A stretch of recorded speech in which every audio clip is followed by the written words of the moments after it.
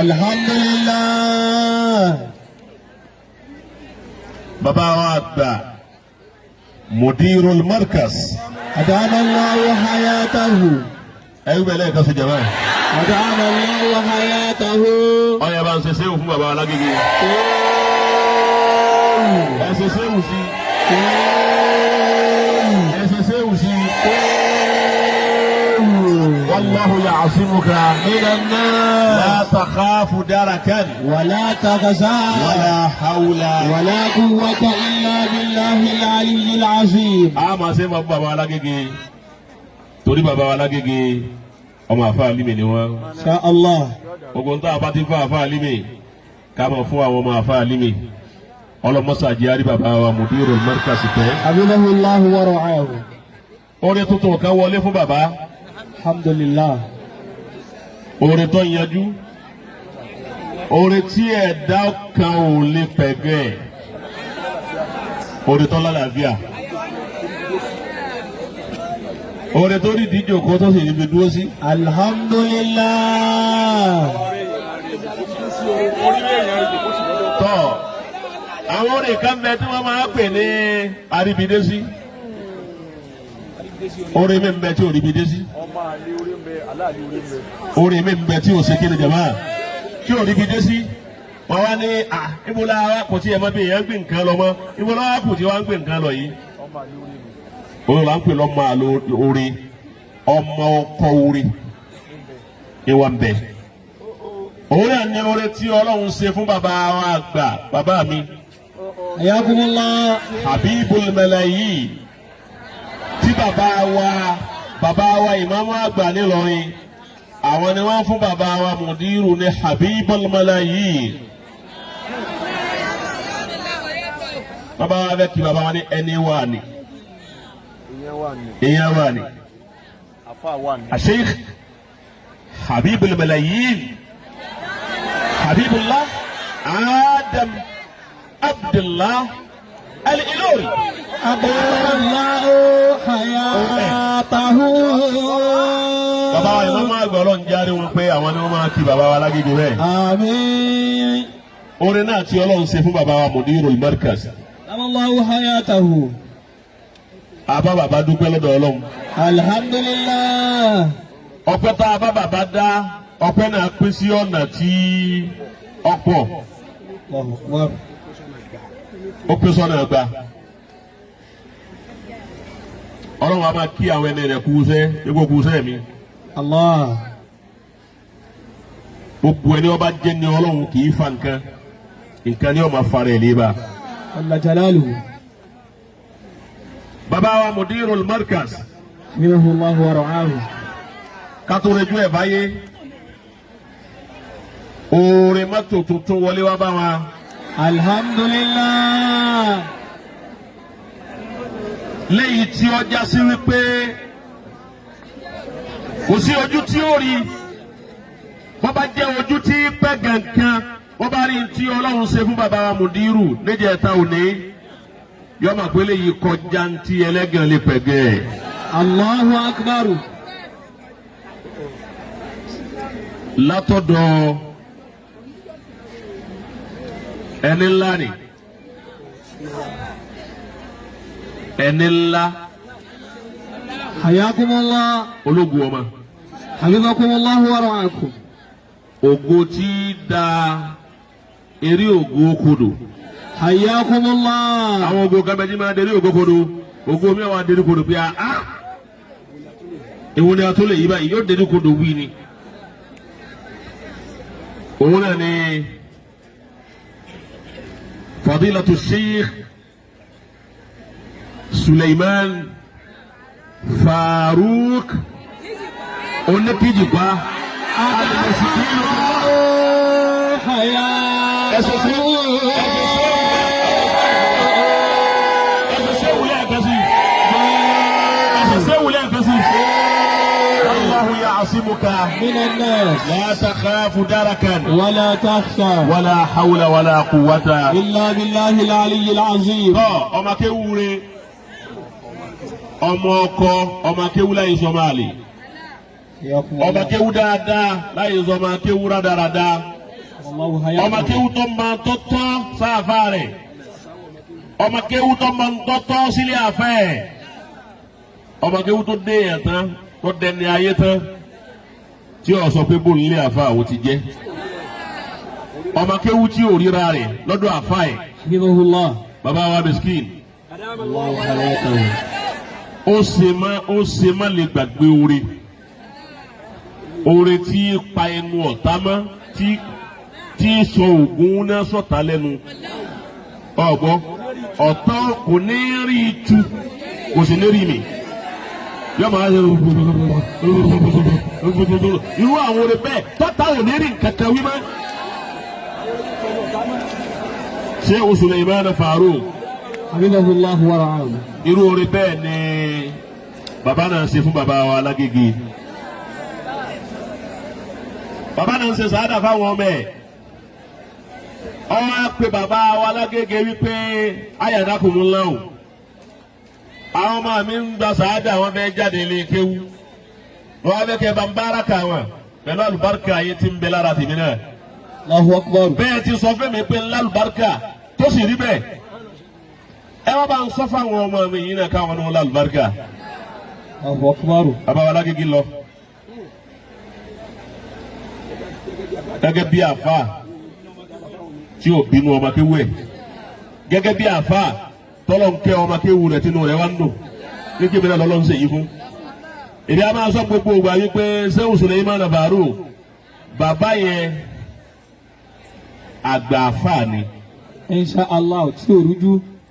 Ẹni bá lógún ọdún ńlọgbọ̀n ọdún lédi ìjà àfa tí ó sì bàjẹ́ fún ẹ kàkà àgbà àfa. Bẹ́ẹ̀ ló lágbà tó kù ń lọ ni mọ́.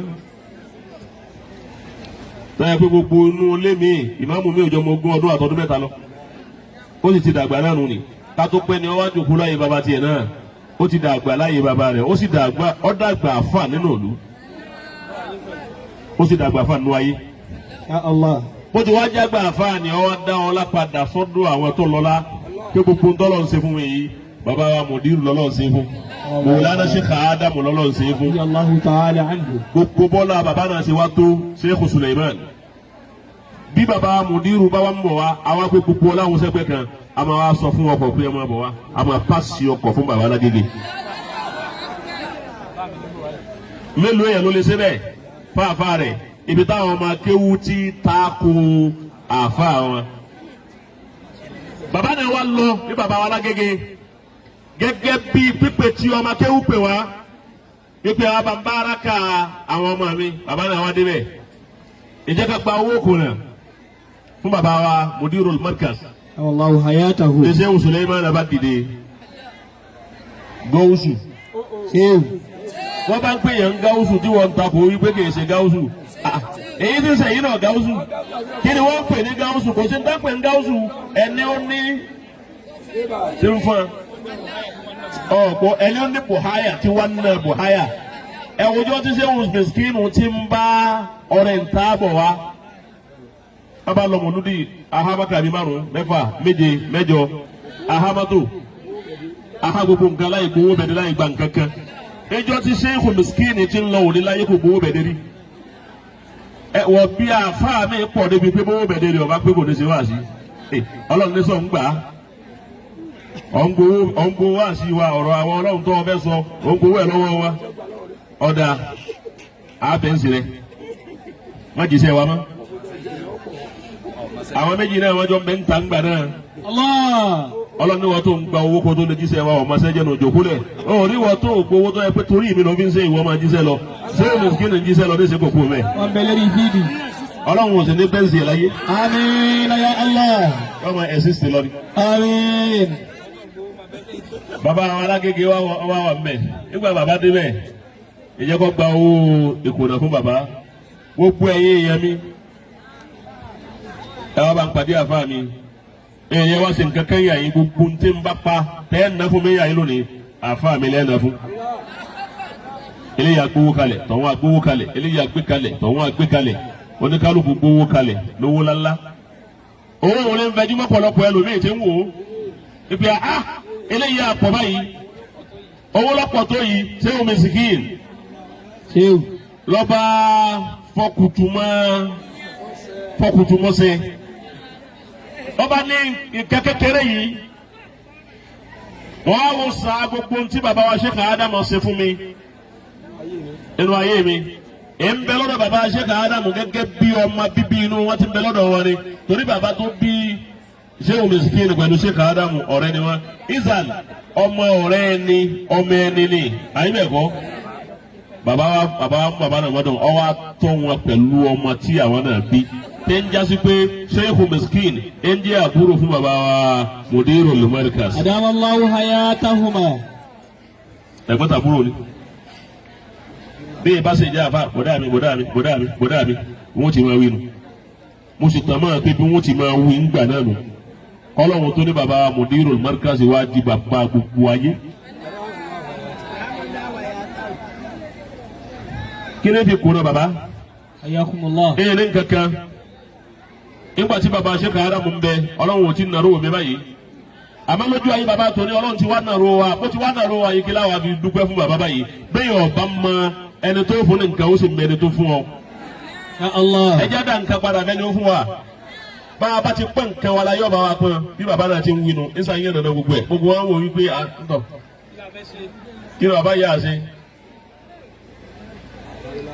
àràwọn ní àdá ọba ní ẹ kílíà ọ̀nà ń bẹ̀rẹ̀. Ẹ̀dí ọ̀rọ̀ kan ni.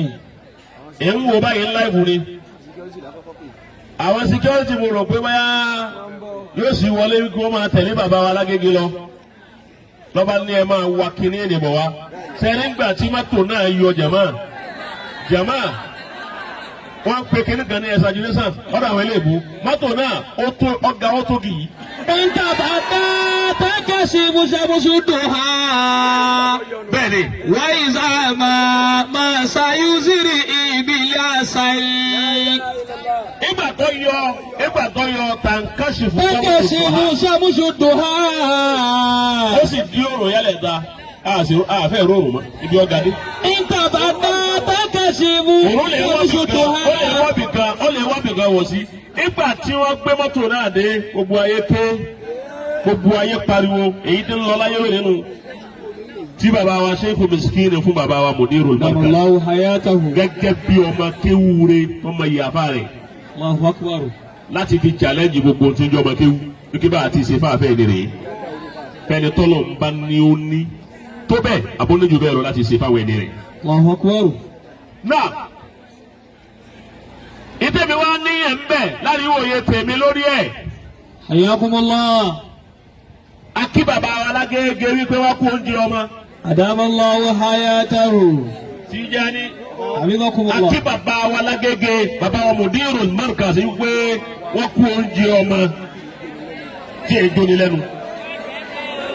ọlọ́run jẹ́ bàbá ọjẹ́ pẹ́ sàmì jàmá. Àmín. ẹ̀yin ọlọ́run jẹ́ bàbá ọjẹ́ pẹ́. Ọlọ́run jẹ́ bàbá ọjẹ́ pẹ́. ọlọ́run jẹ́ bàbá ọjẹ́ pẹ́. Ọlọ́run jẹ́ bàbá ọjẹ́ pẹ́. ọlọ́run mọ́jọ́ ojú wọn lẹ́nu. Ọlọ́run mọ́jọ́ ojú wọn lẹ́nu. ọlọ́run mọ́jọ́ ojú wọn lẹ́nu. Ọlọ́run mọ́jọ́ ojú wọn lẹ́nu. bàbá wa lágége wọ́n kú àtọ́sẹ̀ ẹ̀ lẹ̀ jẹ́ wọn mọ́. Alhamdulillah. Saheed Òṣùpá ọkùnrin kan ó ní mo ti jìyà kọjá káyọ̀ mi mọ́ dalẹ̀. Allahu akbar. Òṣùpá wíbẹ̀ eléyìí ibú wo ni wọ́n bí wípé bàbá wa Miskin fún bàbá wa Mudirul Markaz ní mọ́tò tá a lọ sọ pé ló ń bí ẹni ló ń bí kọjá yọ wá sọ pé ló ń bí ọkà wò.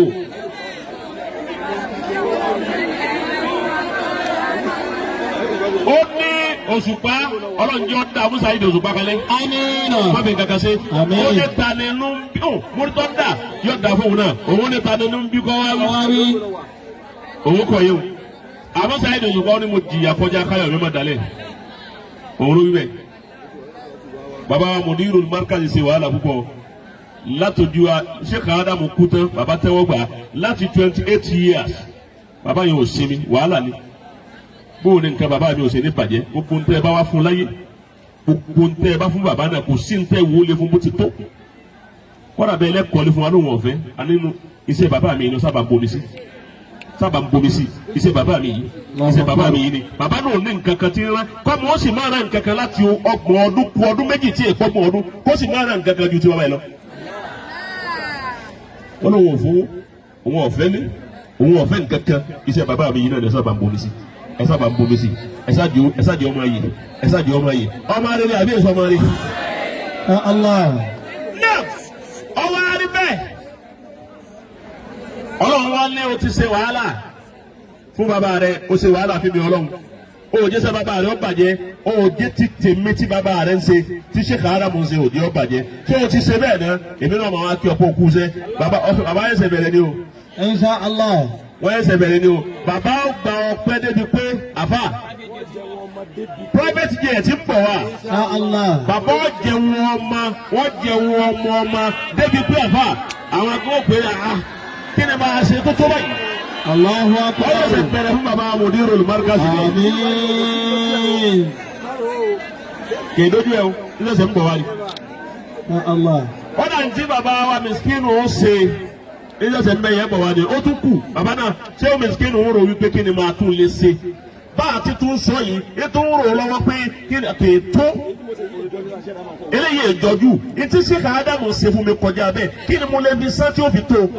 Rahimahullahu ta'ala rahmatan wasi'a. ẹ náà tẹ́wọ́ bá ń wá sí nìkan Tijani kí là ń sọ nílẹ̀ Maulana Al-Sheikh Al-Miskinu Billah. Allahu hayatahu. tọ́ba fẹ́ ṣe wá sí a máa mú àyà mẹ́ta yóò fi bẹ̀rẹ̀ wá sí ẹ̀. ìjọ tí sẹ́yìn Miskinu ti bẹ̀rẹ̀ wá sí láyé àyà mẹ́ta ní fi bẹ̀rẹ̀ wá sí ẹ̀. nàmbà wá ní àyà sẹ́yìn Miskinu wa ní wàkúlẹ̀ alhamdulillah wa salamun ala ibadihi alladhina istafa Allahu khayrun amma yushrikun àyà kan. أعوذ بالله من الشيطان الرجيم بسم الله الرحمن الرحيم wàkúlẹ̀ alhamdulillah وقل الحمد لله وسلام على عباده الذين اصطفى Allahu khayrun. الله خير عما يشركون Sheikh Miskinu ọba bẹ̀rẹ̀ wá sí yóò wí bẹ́ẹ̀. tọ́ba wí bẹ́ẹ̀ tán alẹ́rọ̀ bí àwòsàn ní. أوصني أن أشكر نعمتك التي أنعمت علي àwọn yẹn kẹ́ ń gbọ́ ni wọ́n ọmọ tí ń wí. وعلى والدي bàbá yẹn ní làákà yìí púpọ̀. وأن أعمل صالحا ترضاه ọlọ́run adáwọn àfa afún wọn ní ọpọlọ ju àwọn lọ ọpọlọ tọ́lọ̀ ń fún bàbá Miskinu Sheikh Miskinu Billah ti nú ẹyin ọpọlọ tó balance ni. báwo ló ti já sí pé láti ìjọ tí bàbá náà ti ṣe wá síbọ̀ wá ètí máa wí ni pé olúwa àwòsí ẹ̀yìn أوصني dákun yọ̀ǹda kọ́ mi yọ̀ǹda fún mi ó ń gba ìyọ̀ǹda lọ́dọ̀ ọlọ́run nígbà tó orí kalẹ̀ fún bàbá náà tán tí dùnú kalẹ̀ fún tán ó kéwú pé ó kéwú yẹ ó kéwú lọ́dọ̀ Sheikh Adamu ó gbọ́dọ̀ bàbá tọrọ àlùbáríkà fún àlùbáríkà náà wá dé ọwọ́ ni wọ ọlọ́run bò láti dúpẹ́ أوصني báwo láti dúpẹ́ lẹ́yìn. أن أشكر نعمتك التي أنعمت علي Sheikh Miskin ẹ máa gbọ́n bí ẹ bá wà báyìí ẹ tó parẹ́ máláyé. آمين Sheikh Adamu sọ pé ẹ̀ ní parẹ́.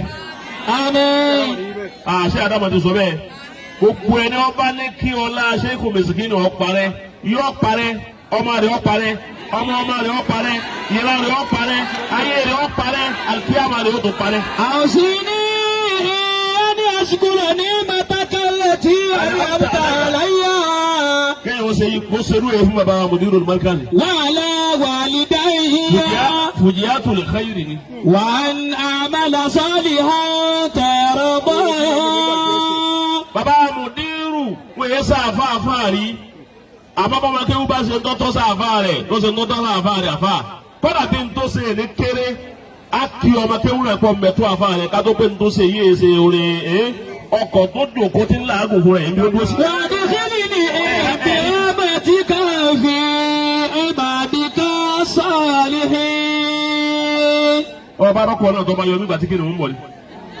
kìnìún kọ̀ nígbà tí eré ń bọ̀ wá nígbà tí eré ń bọ̀ wá ni pé èwo ni ń bọ̀ lọ́kẹ̀kẹ́ yìí ọwọ́ aláàfáà àwọn eléyìí tọ́ sí òun ṣe fàáfà wọn. náà àdúrà tí Sheikh Miskinu ń ṣe àṣírí tí ń bẹ́ẹ̀ bẹ́ẹ̀ lọ́yẹ̀ ṣèwátú yìí tí Sheikh náà bá fẹ́ bẹ̀rẹ̀ wá sí Sheikh Miskinu àwa ni wọ́n ọlọ́run yọ̀ǹda fún mi jẹ́ ń lè dúpẹ́ orí kó o sí أن أشكر fún mi. نعمتك أنعمت علي kí n rọ́pẹ́ dẹ̀ra rẹ dá fún mi ní yọ̀ǹda bí ti mọ̀ pẹ́ dá. وعلى والدي àti nínú ṣe ń bàbá mi àti ìyá mi nù dáadáa tó ní ń jáde lára wọn ó ní ń jáde lára Ṣéhù Fàrúkù mo sì jáde lára ìyá tó bí mi ọ̀rẹ́ wa tó báyìí báwo la ti dúpẹ́ tó ṣe yọ̀ǹda kí n rọ́pẹ́ rẹ̀ dá ó ti rọ́pẹ́ yìí ó dá ó farabalẹ̀ àfà ó dúpẹ́ rẹ̀ Ṣéhù Mẹ́sìkínì ń dúpẹ́ rẹ̀ káàkiri ayé gbogbo bí ọba dé a máa ṣe dáadáa àfilẹ̀ yìí àfúntọ̀hún àfún wọn mọ́kà ẹni tí ò ní jẹ́ àfún àfa àgàṣetira lókè Agodi ọwọ́ adakọ̀ ṣe kàádámù ó ṣe tíra náà fún ṣe kàádámù ó fi ròyìn bàbá ṣe kàádámù àfa náà wá owó tí àfihàn tẹ wá kó owó tó fi tẹ àfa wa lè bá Ṣéhù Mẹ́sìkínì lòye bí a ṣe tíra ṣe àdámù ládàkọ̀ àrò tá ìtẹ ẹ̀rọ tá ìtẹ bò 500,000 ní màlẹ́tẹ̀. أوصني أن يذكر نعمتك التي أنعمت علي وعلى والدي ṣé ṣe àdámù lọ́dàkọ̀ وأن màlẹ́tẹ̀. أعمل صالحا ترضاه ẹ̀rẹ́ wá ṣe dáadáa fún babalágége káì àròjù àbáyé o. وادخلني برحمتك في عبادك الصالحين. Báàkì máa ṣépè láwọn eléré ibú tí wọn ò fẹ́ babalágége tòní. Ọ̀gbọ́n bẹ́ẹ̀ la máa ṣàdúrà fáwọn eléré ire tí wọ́n ń fẹ́ wọn. حياكم الله. Jàmá Ṣéhù Mẹ́sìkínì ṣe yìí ọ wá ní àwùsẹ́yìn ni a ní àmàlà sọ́ọ̀lẹ̀ hàǹtẹ̀ náà. Àṣírí ti bẹ́ẹ̀ nìyẹn tọ́pọ̀lọpọ̀ àwọn èèyàn mọ̀ wípé àdúrà tí Ṣéhù Mẹ́sìkínì ti ń ṣe é bọ̀ wá láti àìmọye ọdún yìí lọ́gbà 2020 December 220 ọdún yìí làdúrà yẹn ṣẹ̀ṣẹ̀ gbà àṣetọ́ ọba ń ṣàdúrà bọ́lọ́wọ́ ọba ti gbà má bínú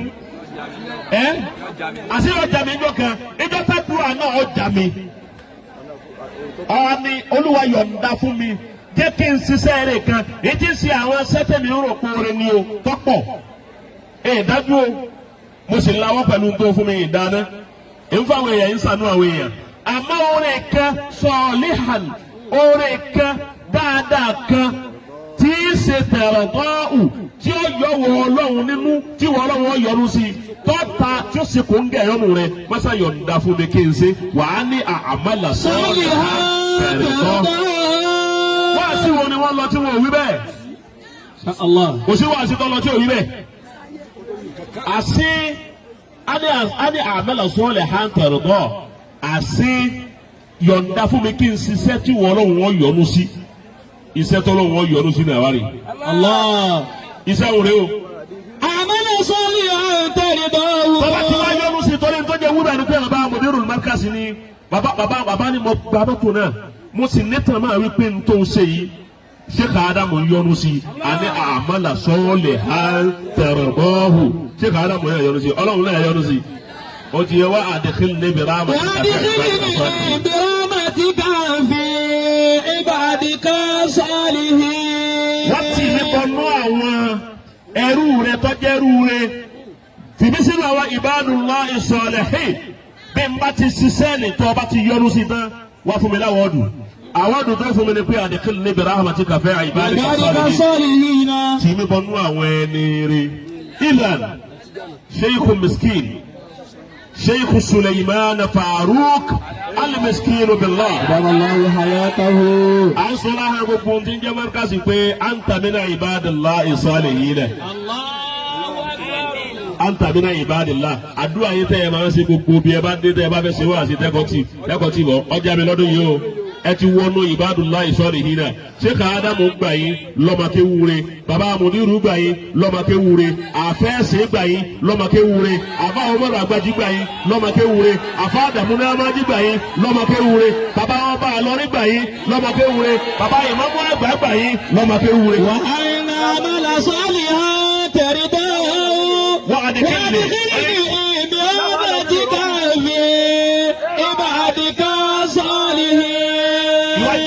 wúre fún bàbá Mudirul Markaz lónìí fún bàbá Sheikh Adamu la mahala lahu min al-i'rab.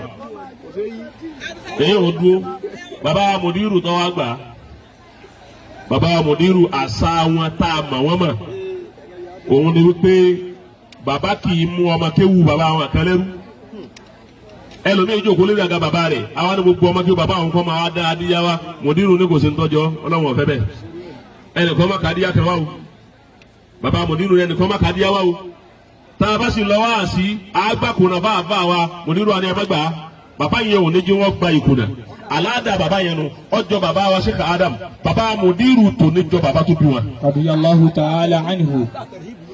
kọ́dà kíyàn tẹ̀rìhìbù wa bàbá wa kìnìún kan àṣeyìk kìnìún kan ń àbọ̀dé rárá kò sí ń tọ́ àbá ìmúwá ìkìyẹ wa ẹgbà bàbá yìí fẹ́ kó yin àwọn bàbá yìí fẹ́ kẹ́ dáwó fún mi bàbá yìí fẹ́ pé ẹ wá adíyá ni bàbá ọ̀fẹ́ bẹ́ẹ̀ bàbá làwọn ọ̀fẹ́ èyí táwọn kan fẹ́ ni pé iṣẹ́ bàbá mi tó ṣe mímọ̀ tí bàbá mi gbé sí yín la ẹ máa bomi sí kọ́ máa ronú pa rẹ̀ ònkálùkọ́ sá máa bomi sí kẹ́rì pé tí bàbá mi ní kí ẹ lọ lè ṣe ìsàhábù fèlè hàrùtì kálá àti bàbá àti sọ́mẹ̀ ń lórí wàhùn ilá tubalu. ẹ sá máa lọ ẹ máa bá sẹ́lẹ̀. alimu nasa olumẹlẹ ẹnìkan máa ń lò kówó kan wá o abápa owó kan kó lọ́dọ̀ àfàwọn rárá o ẹ sá máa bá iṣẹ́ yín lọ ni.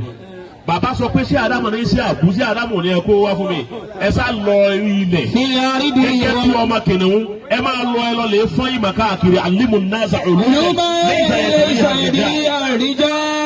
orí mi ni wọ́n á nìyẹn náà ni bàbá Mudiru mọ́bíkàsí náà tó lé lérí bàbá yẹn bá díá bàbá yẹn gbowó kùnà bàbá yẹn ṣe gbogbo ẹ̀ bẹ́ẹ̀ kó o fún wọn bàbá òní náà. Allahu akbar. tọ́ kí ni mo wá lò ń bẹ̀ bẹ́ẹ̀ yìí ti wá tó yìí tí bàbá bá mọ̀ wípé ń tún wọ́n ṣe bàbá ní ti ń bá mọ̀ pé ń tẹ́ ṣe rè ní wa.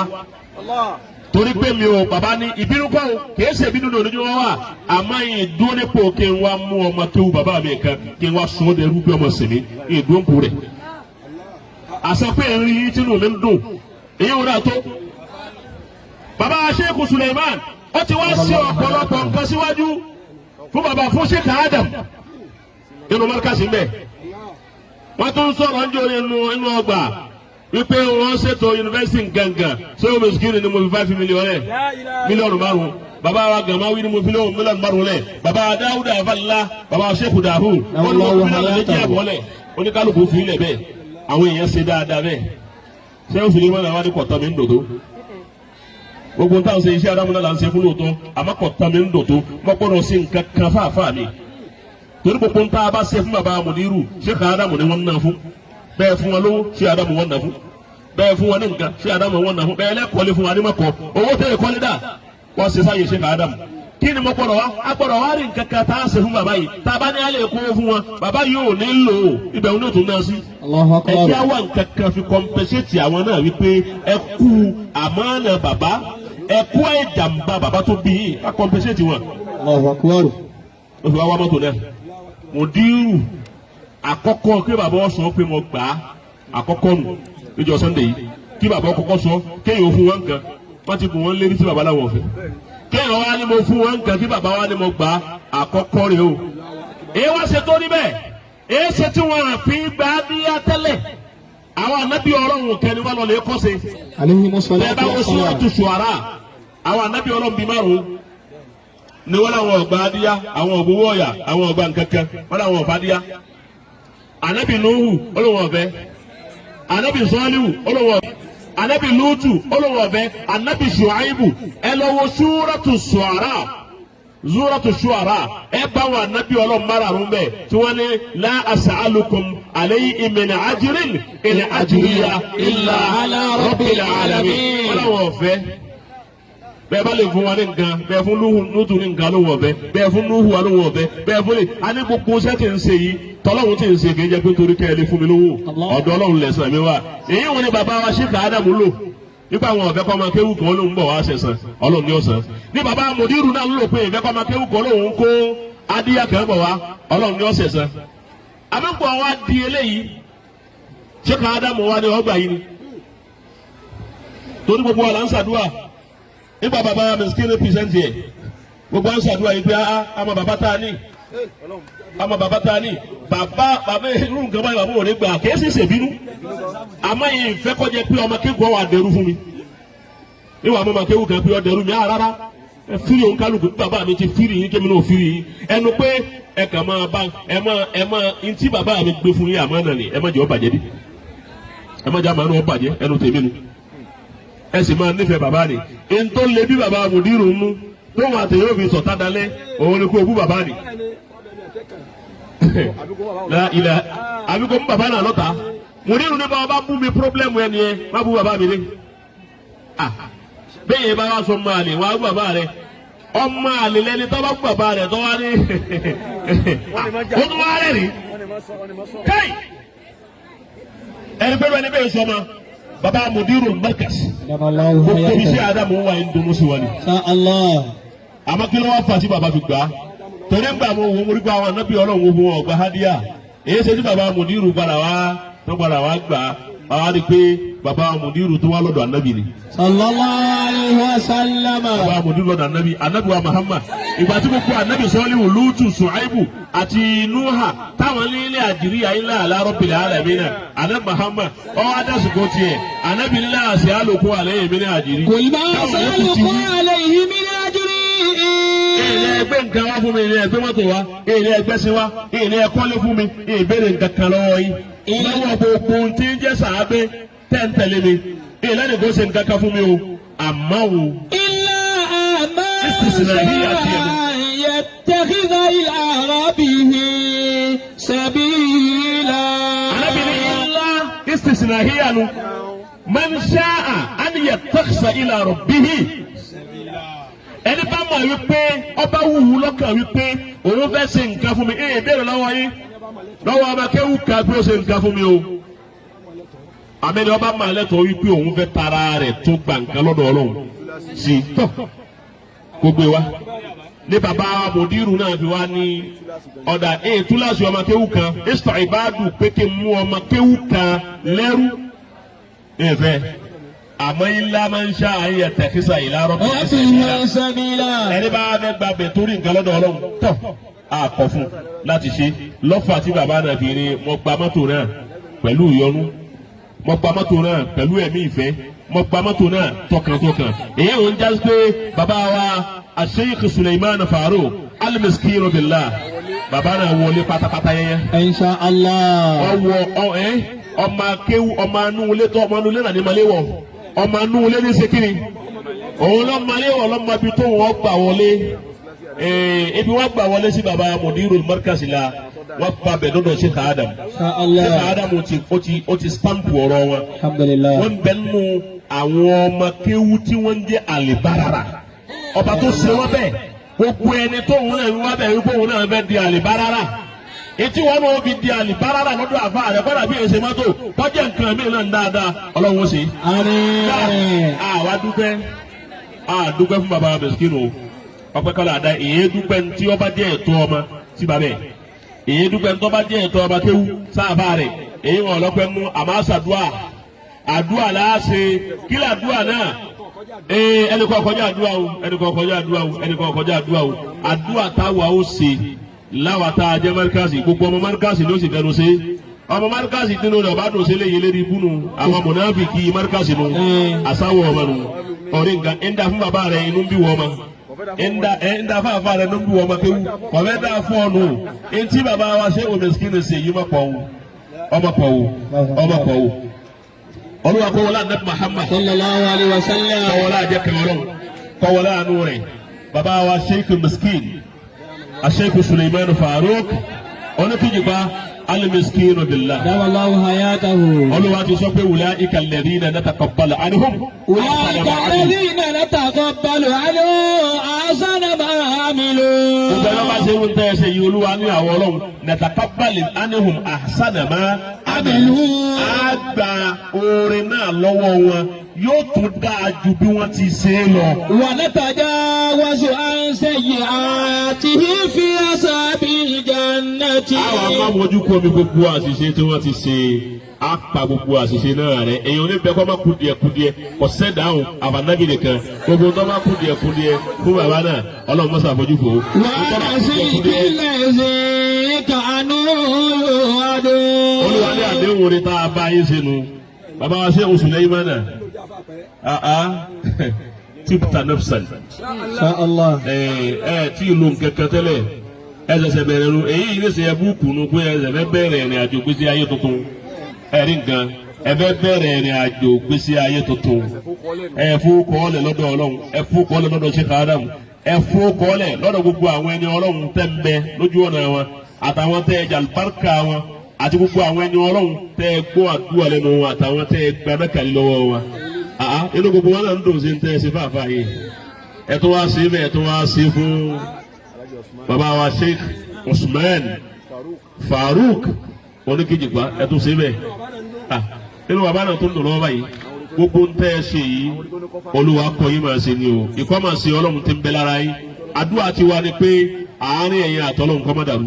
Àmín. àdúrà ẹlẹ́ẹ̀kejì ni pé ẹ̀mí kíkù téèyàn fi ṣerú ẹ̀pẹ́ kọ́lọ́hun ó ṣe.